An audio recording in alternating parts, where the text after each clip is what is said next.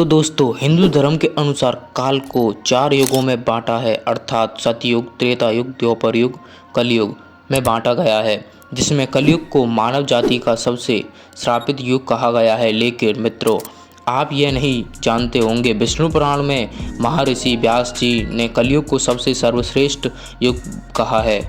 उनका ऐसा कहने के पीछे क्या तर्क था, तो दोस्तों वीडियो में आगे जानेंगे। अगर आप हमारे चैनल BBS सनातनी पर नए हैं तो आपका हमारे चैनल में स्वागत है और ऐसी जानकारी जानने के लिए चैनल को अवश्य सब्सक्राइब करना।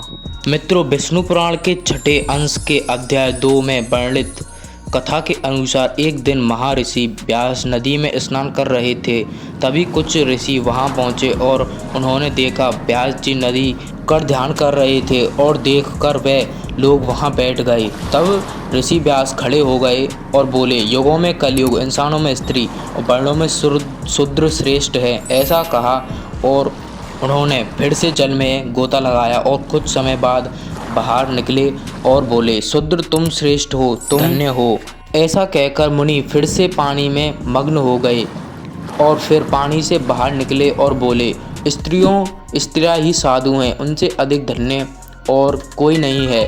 गंगा तट पर बैठे ऋषियों ने यह सुना तो वे आश्चर्य हो गए और आपस में बातें करने लगे। उन्होंने सुना था युगों में कलयुग सबसे श्रापित युग है और जातियों में ब्राह्मण श्रेष्ठ है, तो वो ऐसा क्यों कह रहे हैं। तो उनमें से एक ऋषि बोले, इसका उत्तर तो व्यास जी ही दे सकते हैं। फिर व्यास जी स्नान करके बाहर आए तो आदि ऋषि मुनियों ने व्यास जी से पूछा, युगों में कलयुग श्रेष्ठ कैसे है और शूद्र ही श्रेष्ठ क्यों है एवं स्त्रियां ही साधु क्यों हैं।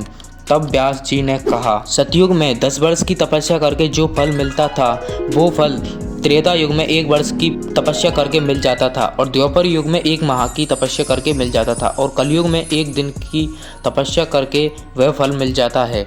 इसलिए मैंने कलयुग को श्रेष्ठ कहा है और इसी कारण मैं कलयुग को श्रेष्ठ मानता हूँ। और मित्रों, शूद्र क्यों श्रेष्ठ है तो अब मैं बताऊँगा। ब्राह्मणों को ब्रह्मचर्य पालन करके वेदों का अध्ययन करना पड़ता है, फिर अच्छे आचरण से अपर्जित धन के द्वारा विधि पूर्वक यज्ञ करना पड़ता है, इसलिए उनको सदा ही संयम रहना उतना कठिन उतना ही आवश्यक है।